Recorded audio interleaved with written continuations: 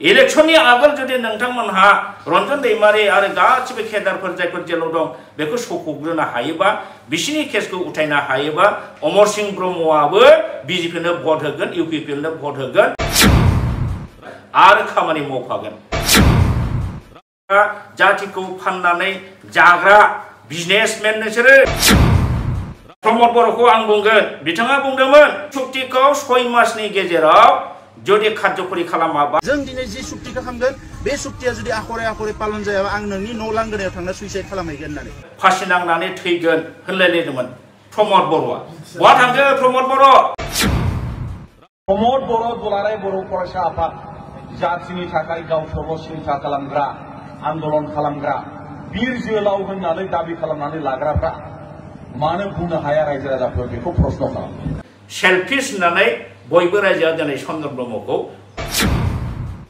U Dipen बर' दिनै आं दिपेन बर'खौ बुंगोन नोङो जुदि बैसागुनि गोदान बोसोरनि गाहाम हामलायथिखौ जोंनि खौरांगिरि बिथांमोननो लोगोसे रायजो राजा बर' रायजो राजा बयनोबो हरनाय जाबाय दिनै संक्रान्ति दिन रंजानाय बाजानायनि दिन बोसोर गोजामखौ बिदाय हरनाय दिन आरो जों गाबोन बोसोर गोदानखौ बरायगोन दा बे बेलायावनो दिनै आङो बोसोर गोदानखौ बरायनाय आरो बोसोर गोजामखौ बिदाय होनायजों लोगोसे दिनै जोंनि बर' हारिनि माखासे दुखु गोनां अलखद बाथ्राफोरखौ बुंनो सानदों बिसेसकरि दा बर'नि गेजेराव सोलिबाय थानाय जे राजखान्थियारि जेनाखि बारहावा सोलिदों बेफोरखौ जोङो ससियेल मिडियानि दारै नुयोब्ला जोबोद दुखु मोनखांनाय मेगनाव मोदै गनाय फैयो दिनै दुलाराय बर' फरायसा आफादनि जाय आफादगिरि दिपेन बर' बिथां दिपेन बर'आ दिनै मैया दाखालि साननैसो आगोल बिथाङा सनितपुरनि जेनाखि खैलाजुलियाव हेलिकप्टारजों थांलायलायनानै बर' रायजो राजानिफ्राय बिजेपिआव भट होनो थाखाय बिथाङा भट बिनो थांदों दिनै दिपेन बर' बिथांखौ आं सोंगोन नोंथाङा बिजेपिनि एजेन्ट ना दुलाराय बर' फरायसा आफादनि प्रेसिडेन्ट इउ दिपेन बर' वेदार इउ आर द प्रेसिडेन्ट अफ एबसु और इउ आर द एजेन्ट अफ बिजेपि दिनै नोंथाङा मुखायाव नोंथाङा जार्सिखौ गानदों एबसुनि प्रेसिडेन्ट आरो नोंथाङा खामानि मावगासिनो दं बिजेपिनि एजेन्ट हिसाबै नोंथाङा बे समावहाय बबे इनकाम सर्सजों नोंथाङा हेलिकप्टार गाखोनो हानाय गोहो बोरै मोनखो आरो नोङो बोरै जाय गभर्नमेन्टआ जाय बिजेपि पार्टिया डाबल इन्जिन जेनाखि सरकार स्टेटआवबो बिजेपि सेन्ट्रेलावबो बिजेपि नोंसोर जे बुङो बिटिआर गोजोन गोरोबथा बिराद गिदिर गोरोबथा बिराद मोजां गोरोबथा बे गोरोबथाखौ दिनै 4 बोसोर जाबाय मानो मावजादिया नोंसोर मानो आखरे पालन खालामजादिया आरो दिनै पालन खालामजायैयावबो आरो नोङो बिजेपिनो भट बिबावबाय बेनि मिनिङा मा बेनि मिनिङा मा थारमाने इउ आर द डाइरेक्ट एजेन्ट अफ बिजेपि नामाव नों एबसुनि प्रेसिडेन्टखौ लादों दिनै नोंथांमोनहा 18 बोसोरनि बारा लाइमोन बर' सेंग्रा सिख्लाफ्रा गुबुन बबेबा मोनसे पार्टियाव हाबोबा बेखौ नोंसोर सोंखारि बुङो जे फरायसाफोरखौ माने पलिटिकेल पार्टियाव मानो सोनांगौ मानो फरायसाफोरखौ पलिटिकेलाइज खालामजोबखो दिनै नोङो सासे एबसुनि प्रेसिडेन्ट जानानै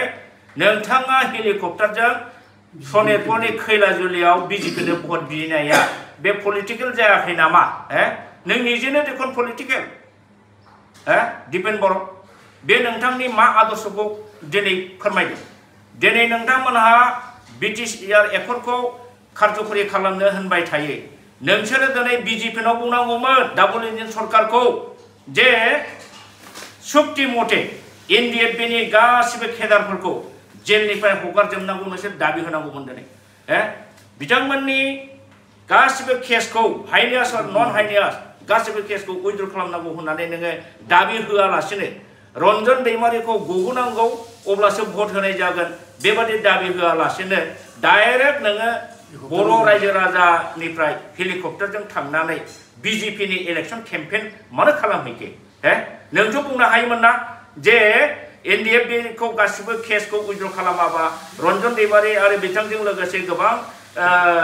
केडारफोरखौ जेलनिफ्राय सखुवाबा जोङो बिजेपिनो भट होआ नों बेखौसो बुंनांगौमोन दिनै मा जाखो गासिखौबो जेबो मावालासिनो नोङो भटसो बिबावबाय होमबा नोङो डाइरेक्ट बिजेपि आरो नोङो बिजेपिनि जुदि एजेन्ट नङाब्ला हेलिकप्टाराव नों मालाबाबो हारसिं गाखोनो हाया इउ आर एन्जयिं द एजेन्सि बेनिफिट नोंथाङा बेखौ लागासिनो दं आरो नोंथाङा दिनै गावखौ दुलाराय बर' फरायसा आफादनि प्रेसिडेन्ट होननानै नोङो बिखाफोर दानानै बुङो दिपेन बर' लाजियाखै नोङो बेयो मा आदर्शखौ दिन्थिनाय जादों ना नोंखौनो नोङो बिजेपिनो गासिबो सारेन्डार खालामदों स' दिस इज योर बिजनेस गभर्नमेन्टनि एजेन्ट जानानै गभर्नमेन्टनिफ्राय सुबिदा लानाय लुथिनाय आरो व्यक्ति उदै स्वार्थ नोंनि व्यक्तिगत स्वार्थनि थाखाय नोङो बे खामानिखौ मावगासिनो दङ नोंनि बे बेबहारखौ दिनै रावबो बर' रायजो राजाया बुजियै गैया दिपेन बर' नोङो बुंदोंमोन 2024नि आगोल बर' सुक्ति माने बिटिआर सुक्तिखौ पालन खालामाबा माने आन्दलन खालामफिनगोन होनदोंमोन बहा थांखो नोंनि बे आन्दलना दिपेन बर' दिनै नोंसोर बेबादिनो नंखाय बांखाय थगायै जातिखौ जातिनि सेंग्रा सिख्लाफोरखौ नोंसोरो मिसलिड खालामगासिनो दङ जातिनि मेइन इस्युआवबा नोंसोर फाइट खालामनो हाया किन्तु नोंसोर बिजेपिनि थाखायबा रायजो राजानि खाथियाव थांनानै भट बिनो दिनै नोंसोर हायै हाय हे भगवान मा धरननि नोंसोरो एबसुनि दैदेनगिरि जाखो बोरै नोंसोरो बर'फानि नाम लायो लाजिथाव नोंसोरो बर'फानि नाम लानो बर'फानि आदर्शआ टटेल सेक्रिफाइस सुप्रिम सेक्रिफाइसमोन ओमफ्राय नोंसिना जाहैबाय सुप्रिम सेल्फिश सुबिदाबादि दिनै बेखौसो जोङो नुगासिनो दं रायजो राजा आं दिपेन बर'खौ बुंगोन नोङो जुदि एनडिएफबिनि गासिबो सारेन्डारखौ बख'जोबनो हायोब्ला बादि जेलाव थानायखौ बख'जोबनो हायोबा बिथांमोननि केसखौ नोङो जुदि दिनै हिमन्त बिश्व शर्मा सार सानबाय थायो बिनि दारै उथायनो हाजोबोबा आं बुंगोन नोंथांनि आगोल बिजेपिनो भटखौ आंनो होगोन नैबे अमर सिंह ब्रह्मआ किन्तु एनडिएफबि बिथांमोनहा दिनै जेलाव आलाय आथानि जानानै दं माखासेया सेन्टेन्स टु डेथ मोननाय लाइनाव फैगासिनो दं बिसोरखौनो सौखौदो इलेक्शननि आगोल जुदि नोंथांमोनहा रन्जन दैमारि आरो गासिबो केडारफोर जायफोर जेलाव दं बेखौ सौखौग्रोनो हायोबा बिसिनि केसखौ उथायनो हायोबा अमर सिंह ब्रह्मआबो बिजेपिनो भट होगोन इउपिपिएलनो भट होगोन आरो खामानि मावफागोन आं दिनै बे प्रेस मिडियानि दारै नोंथांनो खोथा होबाय बे जिनिसखौसो नोङो डिमान्ड होनांगौमोन नाथाय दिनै नोंथाङा मा मावखो नोंसोरो दिपेन बर' प्रमद बर' ओरैबादि थगायसुला जातिखौ बेफारि खालामग्रा जातिखौ फाननानै जाग्रा बिजनेसमेन नोंसोरो दालाल नोंसोरो नोंथांमोनहा दिनै गभर्नमेन्टनिफ्राय सिं थफ्ला लायै बेबादि नोंसोरो हारिखौ माने भटनि बेलायाव नोंसोरो गेम गेलेगासिनो दं नोंथांमोननि प्रफेसना बेनो दिनै नोंथाङा प्रमद बर'खौ आं बुंगोन बिथाङा बुंदोंमोन सुक्तिखौ 6 मासनि गेजेराव जुदि कार्यकरि खालामाबा आखरे फालियाबा सेन्ट्रेल मिनिस्टारनि दरखं मोखाङाव थांनानै आङो फासि नांनानै थैगोन होनलायलायदोंमोन प्रमद बर'आ बहा थांखो प्रमद बर' बिटिआर सुक्ति पालन जायाबा आखरे 6 मासनि गेजेराव सेन्ट्रेल मिनिस्टारनि दरखंआव फासि नांनानै थैगोन आं होननाया जों दिनै जि सुक्तिखौ खालामगोन बे सुक्तिया जुदि आखरे पालन जायाबा आं नोंनि न' लांगोनायाव थांना सुइसाइड खालामहैगोन होननानै दिनै ससियेल मिडिया इउटुबाव दंजोबो लाजियासै नोङो दिनै खय मास जाखो 6 मास बारनानै 3 बोसोर बारबाय 4 बोसोराव आगान होबाय इमप्लिमेन्ट जायाखिसै दिनै नों मानो फासि नांनो थै हादिया नोंलाय प्रमद बर' थगायसुला जातिखौ थगायनानै जाग्रा आरो दिनै नोङो मोनसे समाव बुंदोंमोन एबसुनि खुन्थियाखौ फ्लेगनि खुन्थियाखौ गोबानानै रायजोफोर बर' रायजो मोनाबा आङो बिटिसिआव इएमबो एमएलएबो जाया ओमफ्राय माने जेबो जाया एमएलएबो जाया इएमबो जाया एमसिएलएबो जाया आरो आं गावबुराबो जाया होनदोंमोन दिनै बर' रायजो मोनाखिसै मा जाखो नोङो गावबुराबो जाया होननाय मानसिया दिनै मा भट लाखो नोङो लाजियाखिसै नोङो बोरो नोंना स्पिच माने गोदो नोंसोरो 500 थाखा सासेयाव लानानै न'खरसेयाव 2 3 फर्म फिलआप खालामनानै साख्रि होगोन होननानै नोंसोरो रायजोनिफ्राय न'खरसेयाव 500 1000 1500 2000 सोरनावबा 3000 नोंसोर लाना फैदोंमोन सासेयाव 500 करिया साख्रि होगोन होननानै बहा थांखो नोंसिनि बे साख्रि होनाया दिनै बे रायजो राजाफोरनो 500 थाखानि नामै फर्म फिलआप खालामनानै फाननानै नोंसोरो साख्रि होनो हादोंना बहा होखो नोंसोरो दिनै नोंसोरो बुंदोंमोन गासिबो नोंसोरो भेन्सार स्कुलफोरखौ गभर्नमेन्ट खालामनो होनदोंमोन बहा थांखो प्रमद बर' दिपेन बर' बहा थांखो नोंसोरनि बे गभर्नमेन्ट प्रभिन्सियेलाइज खालामनाया दाखालि नोंसोरो 10टा कलेजखौ नोंसोरो गभर्नमेन्ट जाबाय होननानै मिसा डिक्लारेसन होबाय एकदम 200% भुवा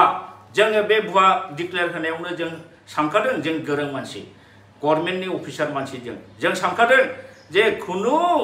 गभर्नमेन्ट लेटार फाइनान्सनि कनफारेन्स लेटार बुंनो हायाखै जेबो होनो हायाखै ओमफ्राय हायार एडुकेशननि डाइरेक्टरनि जेबो लेटार रिफारेन्सआव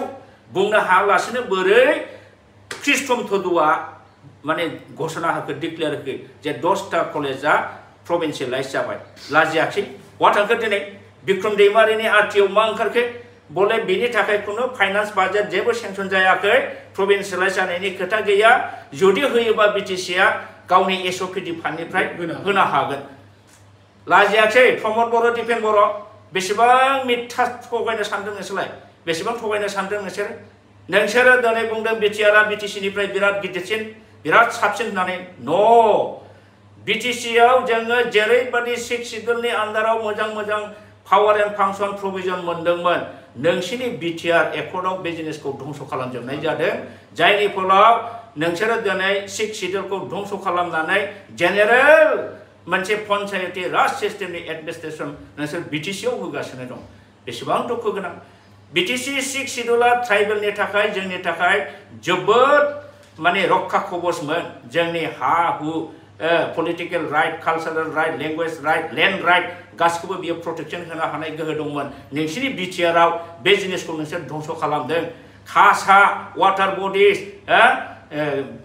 ग्राजिं फिल्ड दिनै मानो आसाम गभर्नमेन्टआव हरखो नोंसोरो बेखौ प्रोटेक्शन होनायनि दायथ'आ बिटिसिआनि इटसेल्फ लैंड एंड रेवेन्यूनि बिनि खाजोना होनाय फाट्टा होनाय प्रोटेक्शन होनाय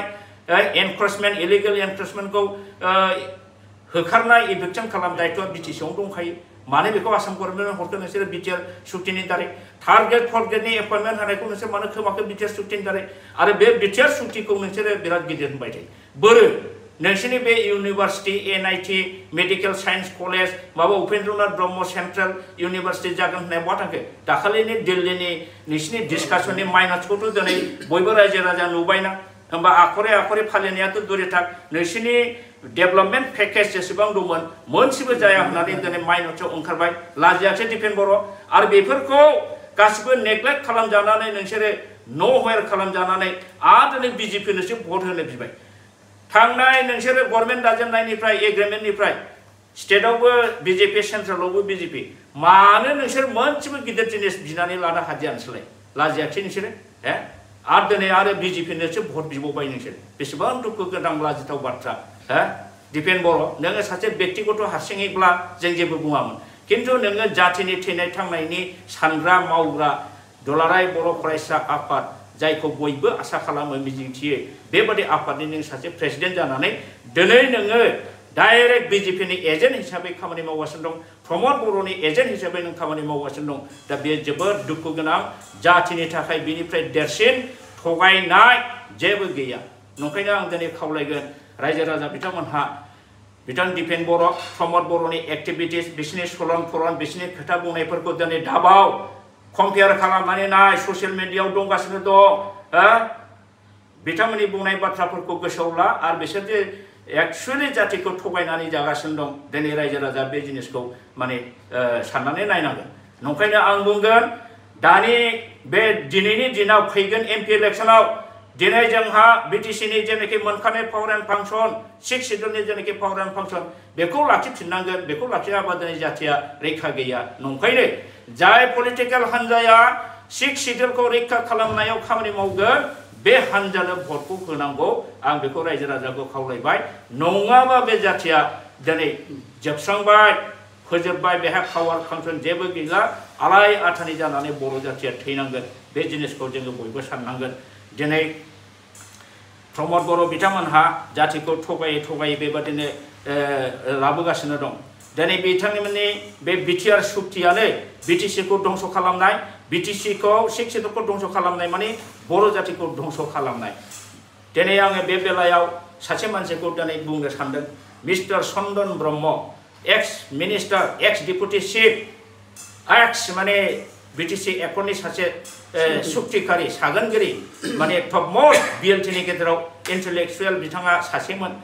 बिथाङाबो सासेमोन बिथांमोनहानो बिटिसि सुक्तिखौ लाबोदोंमोन बिराद मोजां सुक्ति लाबोदोंमोन जों धन्यबाद होयो दा आरो बिथाङा थांनाय बिटिआर सुक्तिनि दारै जे बिटिसिनि सिख सेदुला धंस जाबाय होननानै बिथाङा पिआइएल केस होनायाव बिथाङाबो सासे सुक्ति सहिकारिमोन बिथां चन्दन ब्रह्म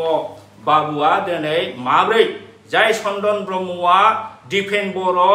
प्रमद बर'खौ आगोन्दो बिगोन्दो रायदों इउटुबाव दाबो दामबानो सार्च खालामबानो नुयो बि राजायाबो दामबाय आरो जोंहा एनिथिं एमजिआबो दामबाय बे जिनिसखौ रायजोफ्रा नायफिन जे चन्दन ब्रह्मबादि सासे पलिटिकेल लिडार एसे गिदिर मेलेमजिबि मानसिया सानसे समाव प्रमद बर' दिपेन बर'खौ जातिखौ थगायबाय बिटिसि सिख सेदुलखौ फाननानै जाबाय होनग्रा मानसिया दिनै प्रमद बर' दिपेन बर' लिडिं खालामनाय इउपिपिएलआव बोरै जइन खालामनो हाखो बोरै जइन खालामनो हाखो होमबा बिथांनि आदर्श नीतिया बहा थांखो बेनो चन्दन ब्रह्मनि आदर्श नीतिया ओरैनो जेरावबो थाङामोनब्ला बेहा दाम थागौमोन नाथाय चन्दन ब्रह्मआ दिनै जेरै रायजो राजानि सिगाङाव गावखौनो गाव ओरैबायदि फोरमान खालामनानै होबाय जे चन्दन ब्रह्मआबो सासे वान अफ द सेल्फिश द ग्रेट लिडार बिथांनि खोथाखौ आङो मिनिनोबो ओंखारो दिनै बिथाङा जेला केबिनेट मिनिस्टार थायो अब्लाबो बिथाङा एमएलए आव जेनखानाय जेननानै बियो बिपिएफजोंबो थांनो हायाखिसै खारन बिथाङा ओरैबायदि डिपुटि चिफ जानानै केबिनेट मिनिस्टार खननै जादों बे केबिनेट मिनिस्टार जानाय समाव गावखौनो ओरै गोजौ लेभेलाव लांबाय आरो बियो गाहायाव रावखौबो नायफिनला रायजो राजाखौबो बावजोब्बाय बियो बिपिएफनि लिडारफोरखौ बावजोब्बाय बियो एकदम माने गावनो गाव गोजौआव गाहायखौ नायनो रोंला बियो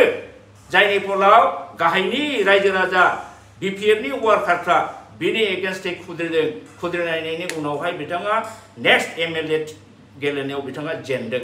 दा माने गाव जेरै बेबहार खालामदों गाहायनिखौ नायाखै गाहायनियाबो बिथांखौ नायाखिसै बियो जेनदों बे चन्दन ब्रह्मआ ओरैबायदि डेमेज सासे लिडारमोन डेमेज जानानै बियो न'आव हारसिङै थायो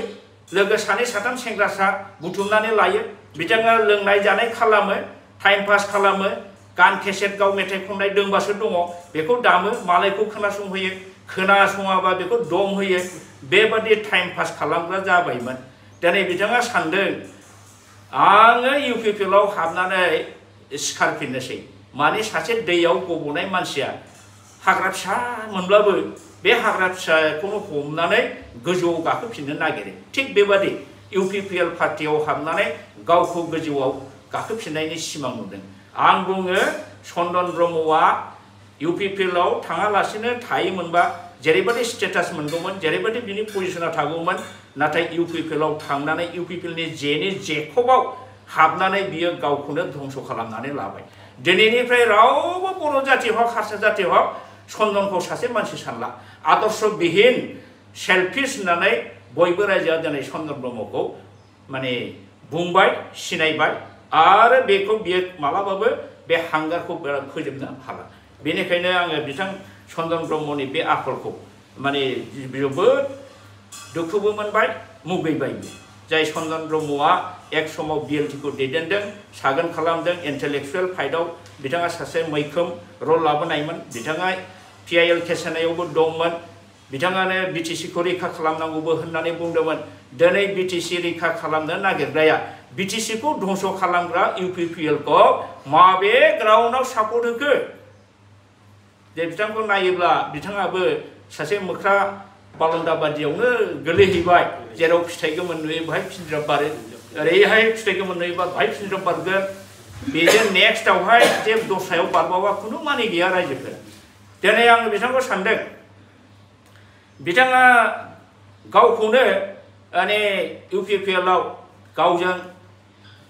6000 7000 दोलै नोगोरै थांफानानै जगदान जाहैगोन बिपिएफनिफ्राय बिदि सानदोंमोन बुंनानैबो लादोंमोन फेरेंगा रनजित बसुमतारी बिथाङाथ' बुंदोंमोन जे 12 थारिखआव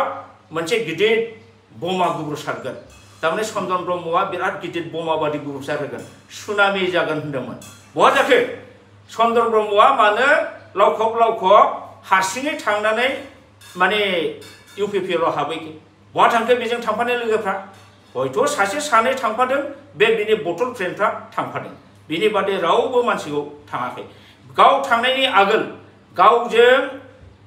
बटलाव बाहागो लाफाग्रा शेयार खालामफाग्रा बनसुनि 3 मानसिया थांग्रोदों माने बिसोर ज' रायलायखादों दिनै बे थांनायाव आं सानदों बे बनसुनि 3 दैदेनगिरिया जे थांदों चन्दन ब्रह्मनि बे माने खैसा आरो दिनै चन्दन ब्रह्मआ इउपिपिएलआव थांदों दिपेन बर'नि खैसा दिपेन बर'जों चन्दन ब्रह्मआ मोनसे समाव ओरैबायदि क्ल'ज बिसोर रायलायदों दिपेन चन्दन ब्रह्मनो जास्ट माने गावखौ बोखांफिननायनि माने सुबिदाल' नांगौ बाहाय बियो दिपेन बर'खौ नुबाय दिपेन बर'जों बियो लोगो जानानै दिपेन बर'जों रायलायबाय ओमफ्राय प्रमद बर'जों हयथ' जगाजग जाबाय दिनै प्रमद बर'आबो चन्दनखौ लानायनि खोथा गैयामोन दिनै रोनगोरायाबो चन्दन ब्रह्मखौ नाजावनायनि खोथा गैयामोन उरखावाथ' चन्दनखौ सैखाथारा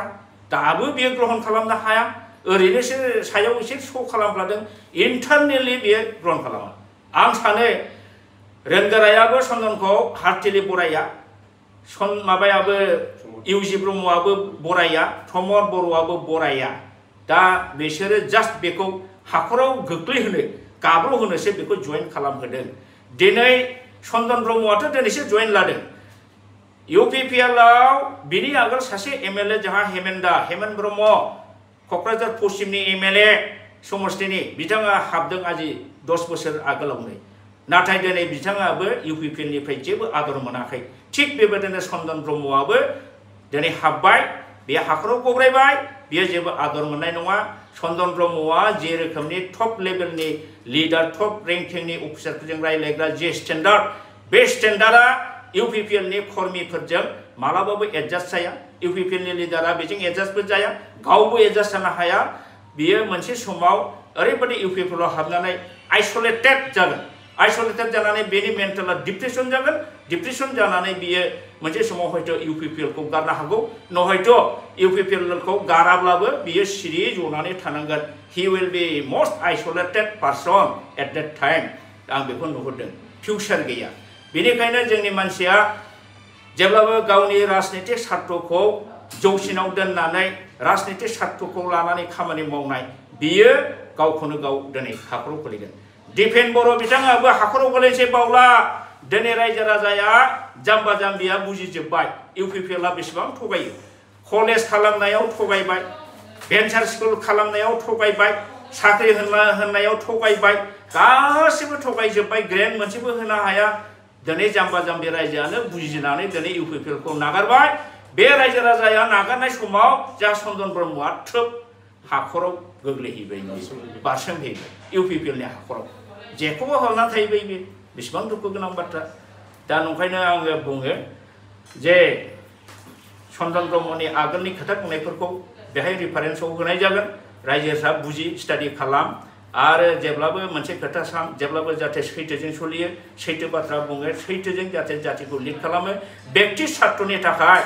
जाहाथे जातिखौ फाना आं बेखौ खावलायगोन दिपेन बर'नि जे रल दिनै बिजेपिनो भट बिदों भट बिनायनि आगोल एग्रिमेन्ट मथे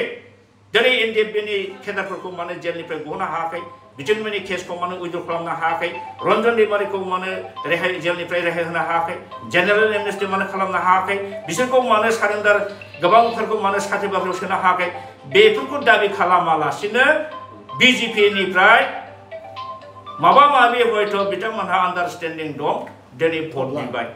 थफ्ला लानानै बिथांमोनहा हयथ' भटखौ बिबाय दिनै बेखौ रायजोआ रावबो बुजियै गैला नंखायनो दिपेन बर'नि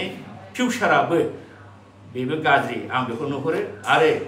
जाय जेरै खामानि मावो ओरै फिथाइ मोनो एस इउ स' इउ रिप नों जेरै फोगोन ओरै फिथाइ मोनगोन दा दिपेन बर'आ बेखौ मोननो खम समनि गेजेराव थांगासिनो दं प्रमद बर'आथ' मोनगासिनो दंखायो जेरै बियो थगायदों रायजोआबो बेखौ गाबोन समफोर थगायफिनगोन बे समाव फैदों जायनि फलाव दिनै गोबां इउपिपिएलनि मानसिया बारनानै बिपिएफआव फैफिनदों दा दिनैनि बे समावहाय दा बर्थमान जाबाय थानायनि सायाव आं बेखिनिखौनो रायजोनि क्लियारिफिकेसननि थाखाय होनानै आंनि बुंनायखौ एसेयावनो फोजोबनाय जाबाय। गोजोन्थों।